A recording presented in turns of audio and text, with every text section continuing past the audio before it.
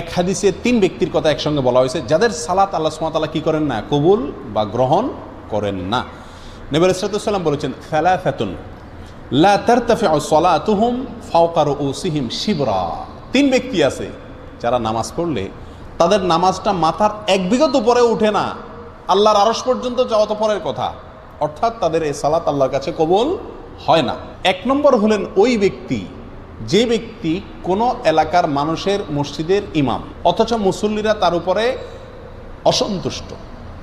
Number 2, ওয়ামরাআতুন বাতাত ওয়া যাওজুহা আলাইহা সাখিত।